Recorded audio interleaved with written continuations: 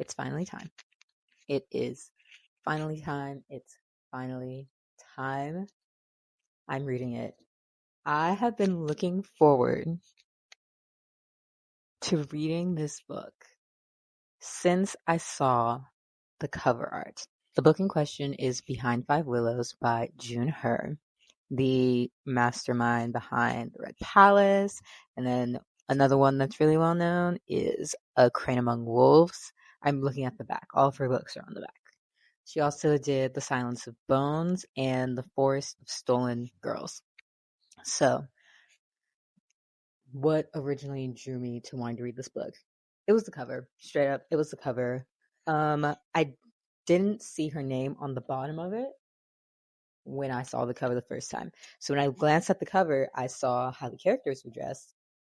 Boop. And I immediately said, oh, okay, we're somewhere in Korea. Definitely like old old Korea because of how they're dressed. They're dressed in traditional dress. I'm pretty sure it's all called a hanbok, but I could be wrong. But anyway, yeah, I glanced at the cover and I knew immediately where we were and timing wise about where we were as well. So I was like, what's going on? So then I looked at the bottom and it said June Hur, and I said, June Hur? She did A Crane Among Wolves. I loved A Crane Among Wolves. But then we added even more, and I was reading her like sell the book blurb, and she was like, this is my Pride and Prejudice inspired career. I said, sold. I went and picked this book up the day it released. I think it was a week ago or so, because when I went to go and get the book, yeah, it released on May 26th. It's June 10th. So it released 2 weeks ago almost. But the thing is, when I went in to get the book, I stopped at the library the same day and I got the first book in the Outlander series, and I had to read that because I had to take it back. But this I bought. I'm putting my faith in the genius that is June Hur, and I bought it outright. So the book. Okay. Basically, from her blurb, what I know is that it is a Pride and Prejudice inspired story set in, my guess, the most popular dynasty for Korea is Joseon Dynasty. So it might be during that time. I don't remember what years that was, but that's my guessing for time wise. Could be right, could be wrong. And I know absolutely nothing else. And to add insult to injury, I've never read Pride and Prejudice. As a matter of fact, I only watched the movie for the first time maybe a month ago, but I've always known the story because how could you not? So, like, I understand that the character who's going to be the Mr. Darcy is going to be cold, very off-putting, and the character who is supposed to be Elizabeth Bennet is supposed to be, especially considering the time and the era, is supposed to be a lot more challenging. She's supposed to be very smart, and yes, so this is what I know. So now we're going to kind of explore the book, and then I'm going to finally get into it. I already picked out a bookmark. It's one I made. I think it goes very well. So I have a bookmark. Let's all come together and read the blurb. Okay, the first line on the blurb says, novel reading is a dangerous business. Okay, Fahrenheit 451. As a dutiful second eldest daughter of a poor family, society would have Haewon believe that her only hope of a decent life is to marry well. But during a time of rampant government censorship and book banning, she instead works as an illegal book transcriber to make a little extra money. It's dangerous work, but she loves it, especially when she gets to transcribe the work of her favorite author known as Black Lotus. I see where this is going.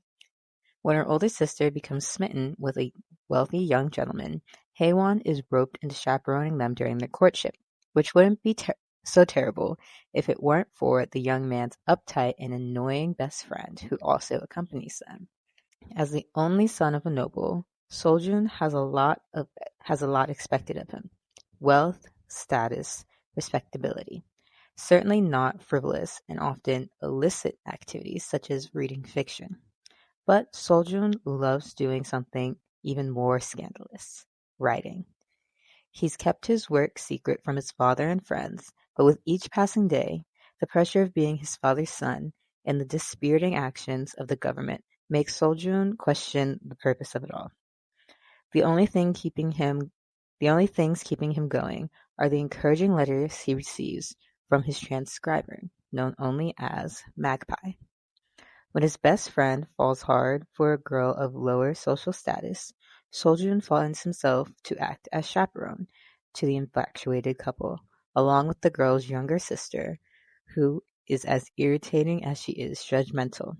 But as Haewon and Soljun spend more time together, they begin to suspect they may have judged each other too quickly. Dot, dot, dot, dot. Okay, so clearly within that we heard the classic Pride and Prejudice tale. The older sister and the friend are the couple initially falling in love, and then these two are kind of pulled in the same direction as each other as a result of that. What is obviously quite different from Pride and Prejudice is the fact that we have the added layer of government censorship and book banning inside of the story somewhere, which I didn't know about because one thing about me is I do not read a book description ever. I will look at the cover. I will read maybe 2 sentences and then I'll go for it. And then in addition to that, if I do read this entire thing and I go and get the book will sit on my shelf for 6 months. And then instead of reading the description to remember what's going to happen in the book, I'll just pick the book up and start reading. So I'm now even more excited. We have our two main characters, okay? Haewon is girl, Soljun is the boy. Elizabeth Bennet, Mr. Darcy. And then I'm just gonna shut up and read now. I have full faith in June Hur. Full faith. That's why I bought it. First couple pages. Number one, it does seem to be confirmed that this book is set in Joseon Dynasty. It says King Jongjo reigned from 1752 to 1800, is considered to be one of the most outstanding and respected monarchs of Joseon Dynasty era Korea. So under this king in real life, which also something that I find funny whenever I read books that have little historical aspects of it, is when they give you the years for things, it's kind of funny to compare what's happening here compared to what's happening. I grew up specifically in the American education system, so that's where a lot of my dates and times come from. But 1752 to 1800, that's when America was being founded as a country. Anyway, more context. It says he had controversial policies, one of which was the restoration of pure writing style, later referred to as, hang on, this is a very long, very big Korean word, later referred to as Munche Panchong. Under this policy, fictional writings and the creation of fiction were officially banned. I didn't know that happened, along with other restrictions. The other reasons behind this edict are complex. They include Jongjo's personal distaste for novels. That would piss me off. That's why people are always like, I wish I was born. I don't. For many other reasons. But one of them was being, if the king didn't like something, all of a sudden all of us had to hate it. Who made this about you? This is not about you. Leave me alone. Anyway. Yeah, his personal distaste for novels, the political rivalry between the dominant Old Doctrine faction, Noron, and the Southern faction, Namen, and growing concerns over the influence of Western knowledge and Catholicism. There was a widespread fear that anti-state and anti-Confucius ideals could be hidden within novels. The royal order banning novels, first declared in 1785 and reiterated in 1786, 1787, and late in 1791, and once again in 1793. Jesus. Okay, that seems to be our context. I'm now on the first chapter, chapter 1, spring of 1792. We will read the first sentence and then I will read the first chapter and get back to you. The countryside had exploded in a storm of colors. Shimmering willow trees, golden shoots of forsythia, and bursts of flowering yellow sansu trees, and pink-purple azaleas smothering the hillsides and valleys. It's springtime. Okay, I'm really excited to get into this. I actually need to do other things today besides just sit in a corner and read, but we'll see how that ends up going. I have lost my bookmark. And I have completed chapter 1, which reminds me I need to log it on my phone. Let's see if I actually keep up with tracking my things. Okay, what is this book called? Behind. Start date today. Save. Okay. She's in. And I've read 12 pages. Here are my thoughts so far. So, first of all, Five Willows is the name of the bookstore. So, basically, the Five Willows bookstore, the facade, the front part of it sells like old calligraphy pieces. So, basically, things that would not be banned. And then the back part is this secret bookshop that sells the fiction work. So that is where the book gets its title from, because the secret part of the book is behind the Five Willows bookstore. Ta-da! I did have a note on our main character, Heywan. There's not my. Okay, yeah. Main girly pop, Heywan. She seems to be a romanticist, and not in like the yearning for love, great big romance type of way. No, no, no. Just like a romanticist of life. When they were on their walk in the very beginning of the story, going to the bookshop, it was her describing that opening sentence about all the flowers on their walk and how beautiful it looked. And then she looked up and she saw a bird flying by. And she was like, I wonder what I look like from way up there. So she's just like a romanticist about life. She seems like the kind of person to like sit on a park bench and see water reflecting and seeing sunlight reflecting off of water, and to just kind of get like entranced by it and how beautiful it is. I say that as someone who does this, but yeah, definitely a bit of a romanticist in my mind. So I kind of want to see how that might clash as we move forward in the book. But yeah, that's where I am. I'm not going to go chapter by chapter for these updates. So the next time I feel like I have something to say, I'll let you know. And I really need to find my bookmark. I don't know where it went. Hello. It's been 2 days, and I don't feel like moving my camera, so it's back there. I've only read 44 pages, and these chapters are pretty short because 44 pages of reading have got me all the way to chapter 6. But so far, I would say this book has a slower start. We're establishing a lot of characters, a lot about the setting, and a lot about historical context. So let's just kind of talk through each one of those. So character-wise, we have Haewon and we have Sojun. Haewon is like a book, I forgot what the transcriber, that's what they call it, transcriber. So she's a book transcriber. And Soljun is a author who works under the nom de plume or the pseudonym Black Lotus. And as a transcriber, Haewon is both a fan of his books and transcribes his books. And these two also have like a pen pal relationship, but only under their like pseudonyms. Her pseudonym as a transcriber is Magpie. So Magpie and Black Lotus know each other. Okay, so they're already connected, but they've never met in person. The two of them don't even know like which gender the other person is. As a matter of fact, they both think it's the opposite. So she thinks that Black Lotus, is a girl, and he thinks that Magpie, is a boy. So there's that. So now going on to Halon's camp. She has two sisters. I'm searching for names. One sister's name is Yunok, and then the other sister's name is Yeonhee. Yunok seems to be, from memory, the least reckless of the three, whereas Haewon is into like books and writing, and is that thunder? And Yeonhee is kind of going places that she's not supposed to be in. And then also on their camp, on Haewon's camp, is their maid whose name is Buram, who very much seems to be, out of all three of them, the most cautious and the most nervous about literally everything. Okay, and now on Sonjun's side, we have his father who really, really, really wants him to get married because his health is worsening. So he wants to see his son married and have not just a child, a son. He has kind of like this circle of friends who are kind of like intellectuals who discuss things, blah, blah, blah. I don't know if any one of them in particular are going to become important later, but that's kind of his side. He also has a sister.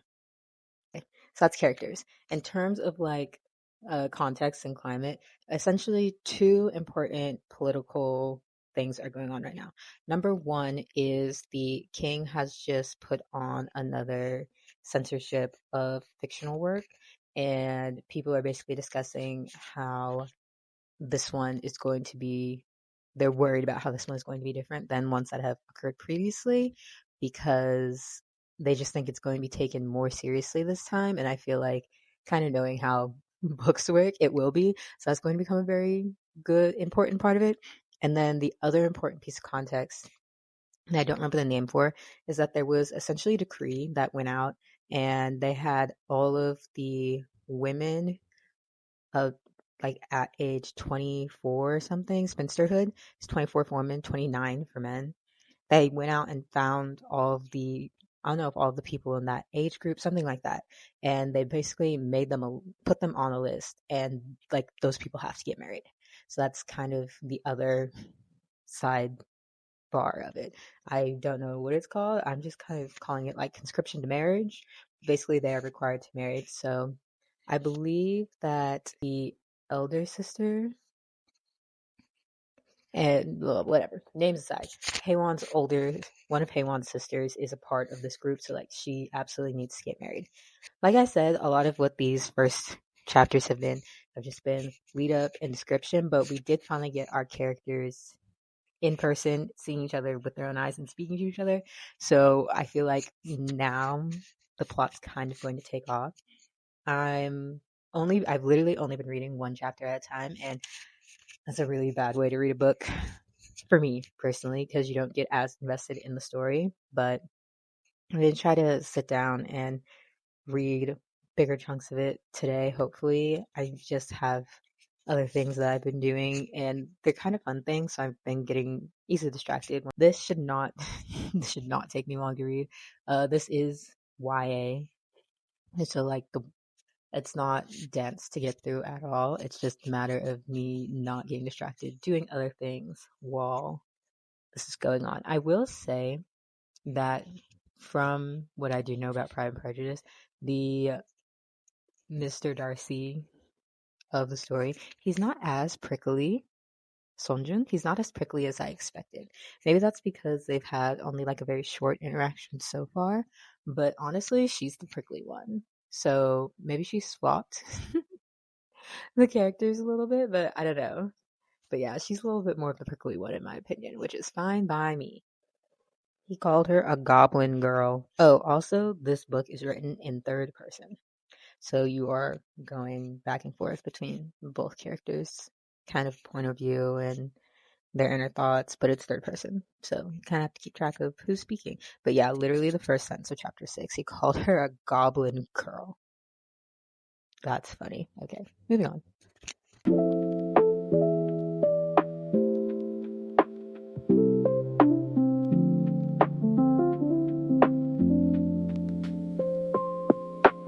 Oh, okay. I guess this is like live reading, live commentary. That's fine.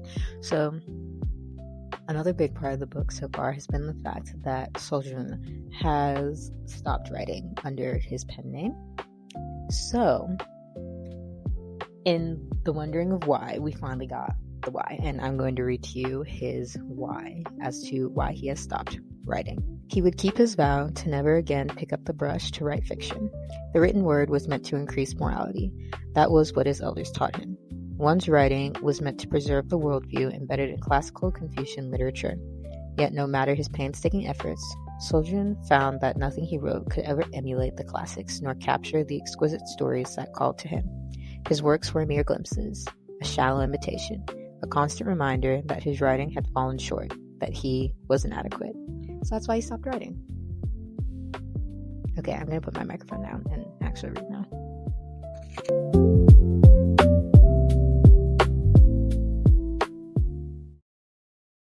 Okay, a new day. According to my reading app, I am around 50% of the way through with this book. Yesterday, I knocked out like 123 pages, so I went from barely having read any of it to being halfway through. And now that I'm kind of at that halfway point, I feel like we're getting to the point where spoilers are about in the plot. So I'm gonna give this, I feel like, one last update before I kind of go through to the end just because I don't want to provide a lot of spoilers in this. I want to encourage you to go and read it yourself. But anyway, I made notes. So, okay. June Hur, even though I've only read two of her books, it seems like she really loves to put a little mystery subplot in there. And so for this particular story, the subplot has to do with Soljun's manuscript and the fact that someone has broken into his basically vault of a study. The thing has like two locks on it, and you have to solve riddles and puzzles. Like, it's not an easy place to get into. Anyway, someone broke in and stole his manuscript, and he has this very big thing about handwriting and how he feels like your handwriting is like a fingerprint. So something he's been really insistent on throughout the book is the fact that he wants his original manuscripts destroyed because he feels like if you have his handwriting, then you can trace it back to him. So he's kind of freaking out about that. But then later we find out that also Haywan's notebook, where she transcribed some of the, not some, all of the letters between her and Black Lotus, aka Soljun, that has been stolen as well. So that's kind of where we are in our mystery plot. I have suspicions, but I try not to think too hard on it, so that way it's still fun at the end. I feel like Haewon's younger sister might have something to do with it, whether she knows it or not, but that's besides the point. Next, let's check in on our romance. So, technically, in this book, we have two romantic plots going on, the one between Soljun and Haewon, and the one between, gosh, what is his name? Oh, Byung-ho and Haewon's oldest sister, Jade. She's known as Jade. So we're basically now at the point, and also if you're following with like Pride and Prejudice timeline, where the older sister has fallen ill and has to take up residence at Byung-ho's house, and that's kind of where their relationship is in that moment. And then because of that, we have Soljun and Haewon spending more time together. I would like to note that at this point, even though they both know each other through the pseudonyms, they don't know the face behind the pseudonym. One of them has figured out who the other person is and has kind of made some kind of a confession on it and has been rejected. So, and I was kind of glad when that happened because I felt like the build up to it wasn't as intense as it should have been. So when the person got rejected, I was like, okay, good, because that was not the time. That was not the time. I also feel like we're getting a lot more added to Soljin's character. I read a part of the passage, a part of the book before that kind of explains why he had stopped writing his books for a while, and it has a lot to do with his very strict upbringing and the strict belief in like Confucian laws and ways of living, and his belief that in addition to how writing kind of goes against that, that also if it's not good enough to rival the classics, then he shouldn't be doing it at all. So I really loved getting to dive more into his character and more of his backstory to kind of figure out why he is kind of so outwardly presenting to be stuck up and kind of prickly. Um, but I also find Haewon to be a worthy counterpart to him. She's very tell it as it is. She's much less concerned about like the rules of society and stuff. But I will say, as I've been saying the entire time, that this whole book thing, the secret novels, her being a transcriptionist of novels, worst kept secret ever. She literally tells everyone about this. I'm just like, girl, we gotta shut up. We gotta shut up or you're gonna go to jail. Anyway, I feel like those are all of my updates so far. I will continue to provide what I think is relevant and not spoilery, but I'm now invested. I'm now invested and I'm having a good time. There has been longing glances across fields and held hands in darkness, and that's just kind of like peak Regency era, you know? So I got a books here. I'm on chapter. Hopefully my camera doesn't die. I'm on chapter 22, and I'm loving it.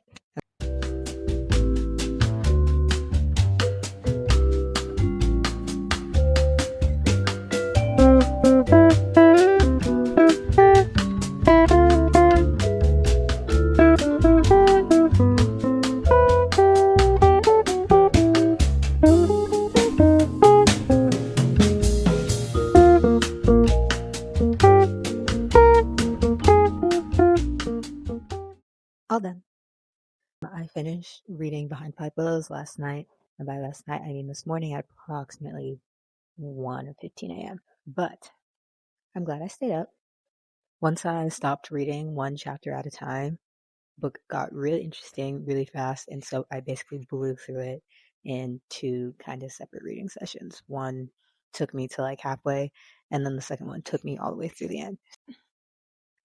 I do have notes about what happened from the 50% update through the end.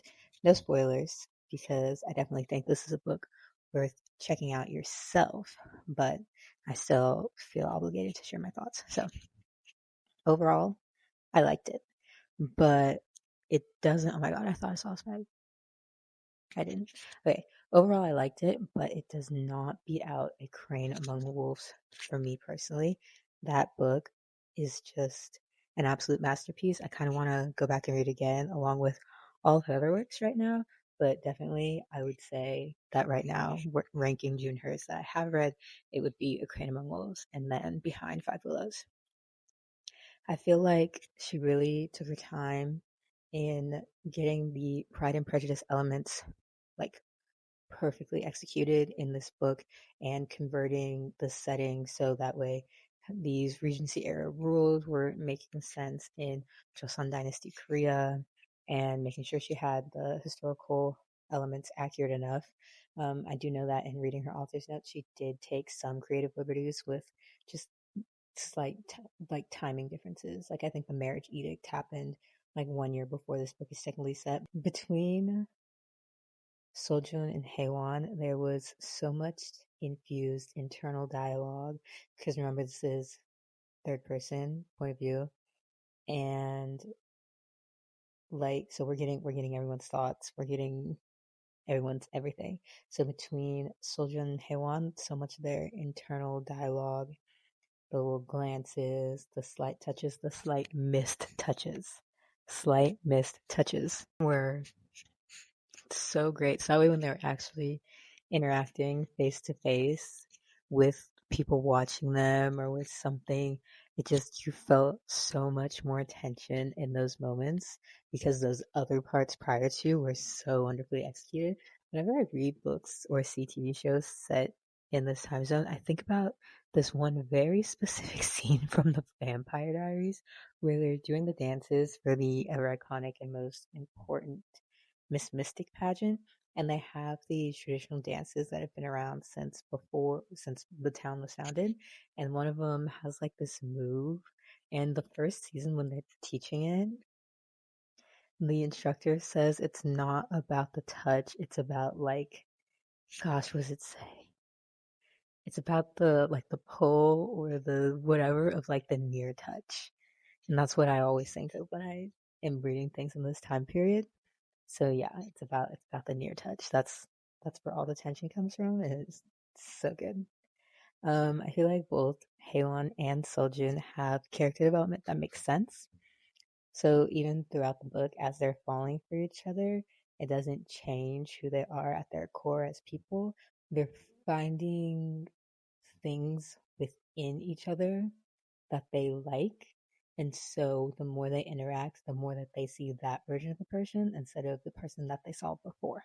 Also, like the things that they admire about each other are the things that they would want to change the least about the other. So for both of them, it's writing, right? So Soljun as an author, Haewon as a transcriptionist, like both of them are like, if you didn't do that, you wouldn't be you. So that part, and then also Haewon's willingness to speak up and run her mouth and say everything that's on her mind. That also doesn't change. And towards the end, Soljin is like, yeah, if you didn't do that, you would not be you. So I loved those elements as well. I also enjoyed the fact that Soljin's capacity for love wasn't like this super sudden, out of left field curveball, and there were a lot of scenes separate from Haewon, specifically with his sister, where it made sense, where it was clear that he had a inward capacity for love. It's just that he didn't show it off that often. So I enjoyed all of their characterization and how we got to their big ending piece. Now, I do have two main critiques of this book. The first one is the mystery plot. Again, I've only read two of her books, but so far both books have had some kind of mystery plot infused throughout them. And so, with Soljun's missing manuscript and Haewon's missing notebook, I was expecting another plot of similar stakes, I think I should say. But I feel like because of who ended up doing it and where the blame fell, it kind of ended up being inconsequential. Like those things could have not been stolen at all, and I still feel like we could have gotten to the same place. I feel like because it was these super personal items that were taken from both of them, that it should have had more and like a bigger impact on the story and possibly kind of how their relationship developed. But yeah, like I've been saying the whole time, the whole secret book world was the worst kept secret I've ever seen in my life. But that's neither here nor there. I wish that that mystery plot had just had like slightly bigger stakes on the outcome in the end. My second critique has to do with the ideal of what a woman was in society back then. So it's no secret that they had so many rules about what they could wear, who they could speak to, where they could go, what they could do, how they could speak. Like literally every single little thing was written down for them to, like, you get the point. I feel like we heard Haewon's internal dialogue about this so much. Like I can remember her saying to herself 3 or 4 times about this is what it means to be a woman in society, this is what it means to be a woman in society, like almost verbatim to the earlier times in the story. And she hated it. But I feel like the book misses the opportunity to include that friction in society at large. We don't have any moment where like how a woman should act versus how Haewon should act like really bumps up against each other. There's the possibility of it happening with your younger sister, but it never comes to fruition. And I would have loved to see something that wouldn't have had, an insane impact on their reputation, but still something where we see how Hannah wants to live her life and how society is just really bump into each other. And just as a side note, I do wish we got like just literally this much more Jade and Byung-ho. This much more. Just a little bit more Jade and Byung-ho. Oh, and then one last thing to mention is that in the back of the book, there is a pronunciation guide for all the main characters and a author's note that goes through more of the history that she was pulling inspiration from. I would recommend reading and looking at both of those before you start the book. I think it'll kind of help make everything flow better in your mind. But anyway, if you were to ask me if you should read Behind Five Willows or not, I would definitely say give it a chance. If I didn't think you should give it a chance, I would have spoiled the book for you and told you why you should not give it a chance. But because I do think it is still a really solid book, you should definitely go and give it a try, especially if you enjoy like that fictionalized Regency era romance kind of thing. You like Pride and Prejudice. Oh, okay, my notebook's closed now. You like Pride and Prejudice, where you enjoy your historical K dramas. Like this is definitely something you should look into. But that's all I have to say on it. So I'm done now.